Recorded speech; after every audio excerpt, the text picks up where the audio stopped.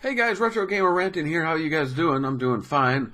I decided I was going to try and do something a little bit different for a change. This isn't a game review. In fact, this is going to be kind of a movie review. I'm going to review the Mystery Science Theater 3000 25th Anniversary tin that I got for Christmas thanks to my loving wife. And it is pretty awesome. I'm a huge Mystery Science Theater 3000 fan. Me and my brother-in-law, Mad Dog, watch them all the time. To this day, there's so many of them out there, you just can't go wrong. So I was really hyped to find out that this was out there. And as soon as I saw that it was out there, I'm like, yay! Get this for me for Christmas, please! And she did, because I have a wonderful wife. This is going to be kind of guerrilla style because I don't usually do unboxings and stuff like that, and I actually don't have a lot of time. So this is a guerrilla style review. What I'm going to do is sort of unbox it, show you the contents of it, and then do a quick review of what I thought about it. So right off the bat, this is the tin itself. Sorry if I'm flopping all over the place. I'm using my stupid webcam for this. And you can see it is obviously a tin. You got the logo there, Mystery Science Theater 3000, and another thing telling you what it is if you didn't know already. And of course, everyone down below looks to be, it might be Joel, might be Mike, I don't know.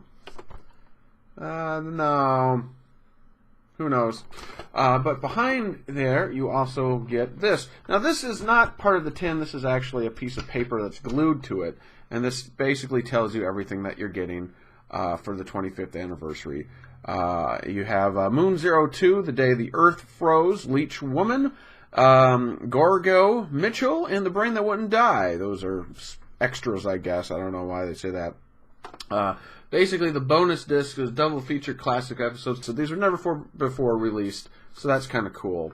So for bonus features, I'm just going to show you that real quick right here, if I can get it up there. You can't really see it very well, but bonus features, basically, it says you have Return to Eden Prayer, which is a 25 years of Mystery Science Theater 3000.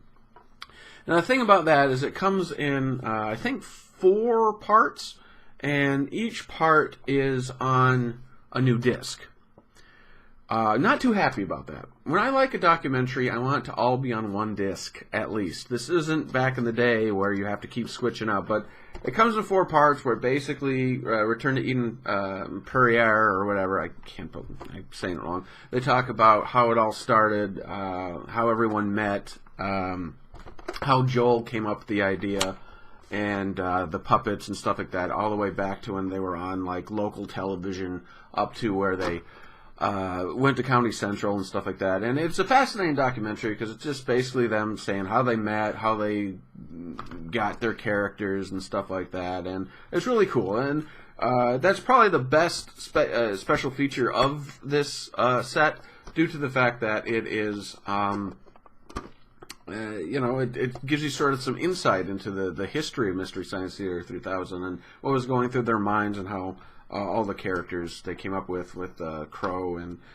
Gypsy and Tom Servo, you know, and where they got their names and their personalities. And basically they got their personalities from whoever was doing their voice. And so it's really kind of cool. And again, I wish they would have just put that documentary on one disc instead of splitting it up between 4.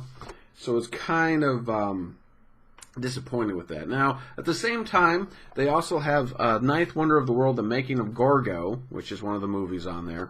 And it's just basically a making of the movie Gorgo. It's not like making of the Mystery Science Theater 3000 episode of Gorgo. So if you're fascinated in that kind of stuff, where just the whole idea of how that bad movie, quote unquote, depending on what you think, was made or the history behind it, then they have that on here. And I found it kind of interesting. A little bit more interesting than, let's see, I think they have another one where it was a documentary on making of Moon02 is on here. So they kind of have a documentary on that. Not really a making of, but more of the history of why it was bad or why what was going through their mind and stuff. I don't see that in the special features, but it says much more. So, you know. That was really boring. But again, if you're fascinated in that kind of stuff, and it's not really done by the characters or anything. There's not introduced by Tom Servo or Crow or anything. It's just some guy, some historian, film historian, talking about Moon02 and all that good stuff. Which it was a Hammer film, so that's something to be curious about.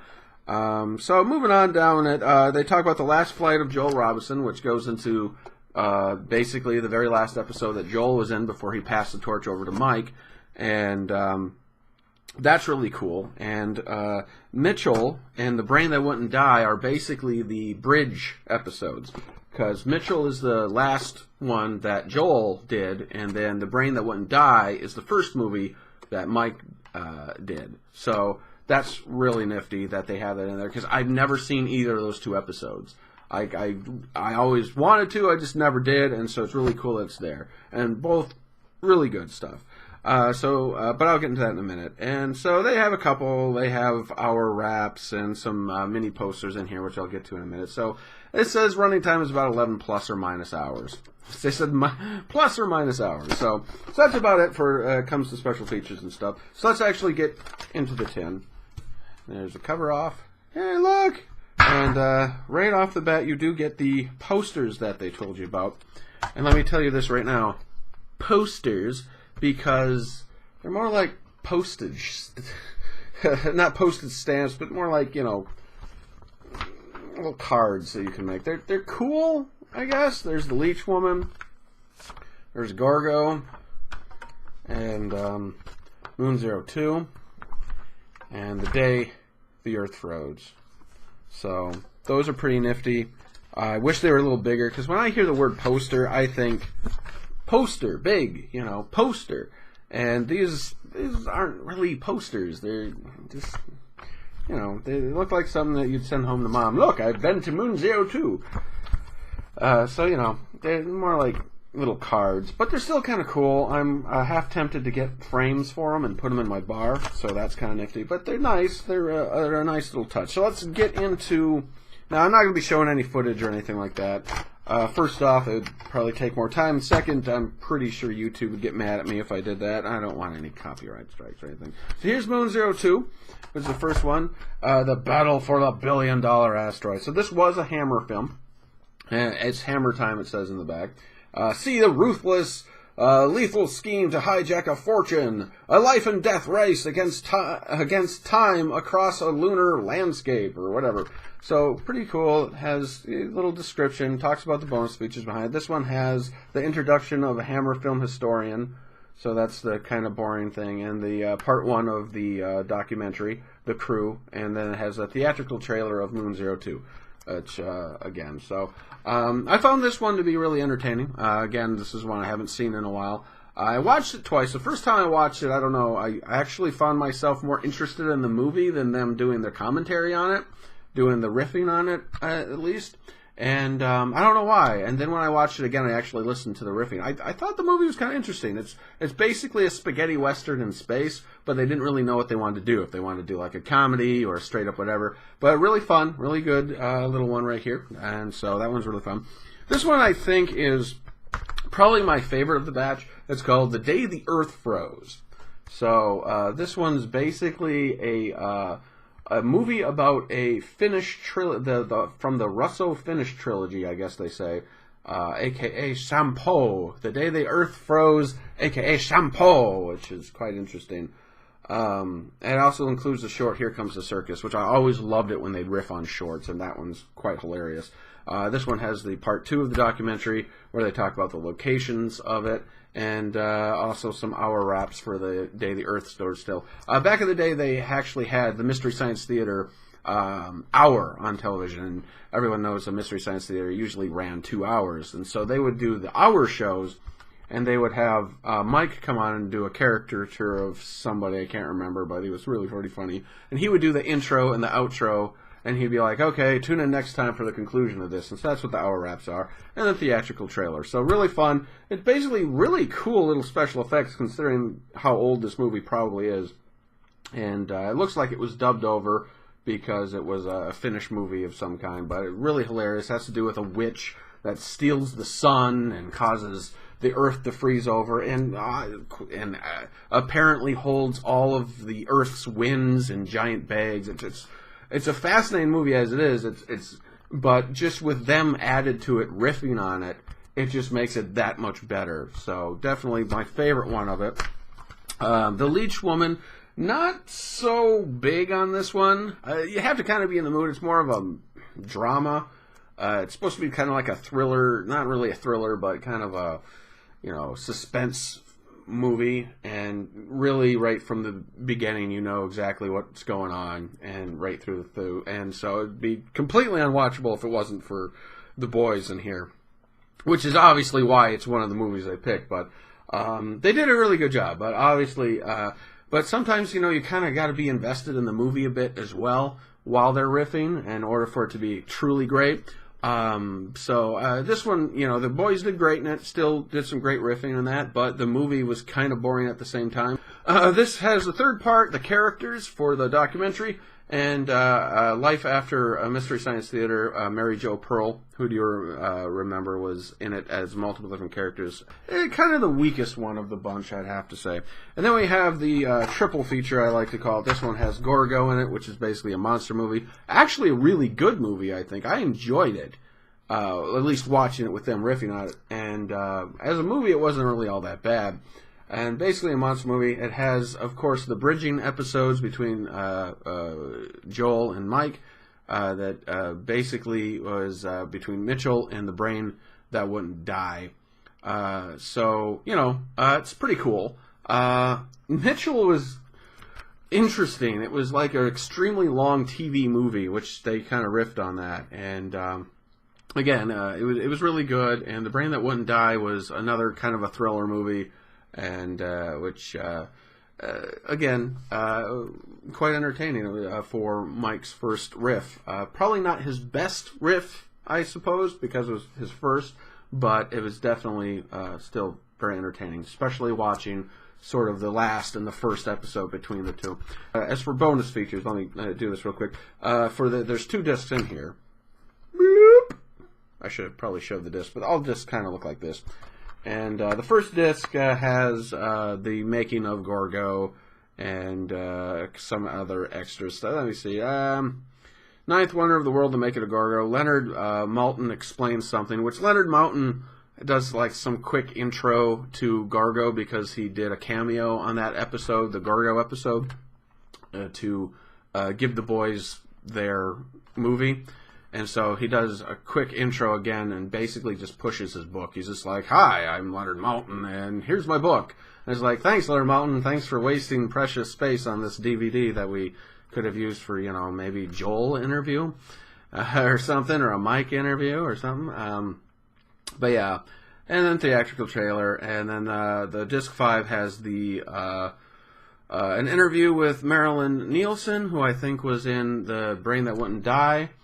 And then there was The Last Flight of Joel Robinson, which talked about him leaving, the last episode with him leaving in it. So really solid stuff and really enjoyable. And personally I've never been someone who actually thinks Joel or Mike are better than one another. I think they both did excellent jobs. And of course, depending on which episode you watch, sometimes some are a little better than others. So, but that just happens. You can't always riff and be right on track. I was, pros and cons. Pros, this is Mystery Science Theater, so you can't really go wrong with that. All the episodes are pretty solid. Like I said, the movies, depending on how you watch it, like sometimes, like me personally, I have to be a little bit invested in the movie at the same time, and then I really enjoy it. And then, so some of the movies are kind of blah, but of course, obviously, they gets brought into the stratosphere thanks to the boys and Mystery Science Theater, Crow and Servo and all that stuff. And the special features are kind of half and half. Like I said, I like the documentary. I like the final flight of last flight of Joel Robinson and stuff like that. Some of the other side documentaries about the movies are give or take. You can find that kind of stuff anywhere. So I don't know really why they wasted space talking about the movie and the such. I would have liked them to maybe talk about riff tracks a little more because obviously the boys kind of moved on to riff tracks after this. They have a whole new website, and I was quite surprised that Mike didn't do any exclusive interviews or anything. It was mostly Joel and I can't think of the names for the voice of Crow and Servo and stuff like that. And but they're there too. They all do interviews, but Mike was nowhere to be found. So I was really, really disappointed that Mike wasn't on here at all, giving an exclusive interview or talking about riff tracks or where they are now. Obviously, I understand why they wouldn't, because this is all about Mystery Science Theater and all that good stuff. But they are still around. They're still doing stuff. It's over at Riff Tracks. So overall, really solid. If you're a Mystery Science Theater fan, you really have to get this. This is beautifully awesome. And you get a lot of quality content here. And like I said, special features, half and half, give or take. You might enjoy it, you might not. Like I said, the documentary was fun. The only problem with it is the fact that you have to put in 4 different DVDs in order to get the entire documentary, which is kind of a pain. But overall, awesome. If I had to give it a rating, I'd give it an 8 out of 10. But yeah, Mystery Science Theater 3000 25th Anniversary Edition. Oh my god, 25 years. It makes me feel old. Definitely go out and get it if you're a Mystery Science Theater 3000 fan. Even if you're a casual Mystery Science Theater 3000 fan, highly recommend it. So there you go, folks. There's my little box set review, I suppose. I hope you enjoyed it. And, I don't know if I'll ever do this again if I get a box set that I'm really that hyped about, I'm sure. Next time, I'm sure I'll go back to game-related. Wouldn't that be cool if there's a Mystery Science Theater 3000 video game out there? If there is, tell me about it. Leave it down below in the comment section. Till next time, game fans, thanks for watching, and keep playing and keep watching Mystery Science Theater. Ta-ta!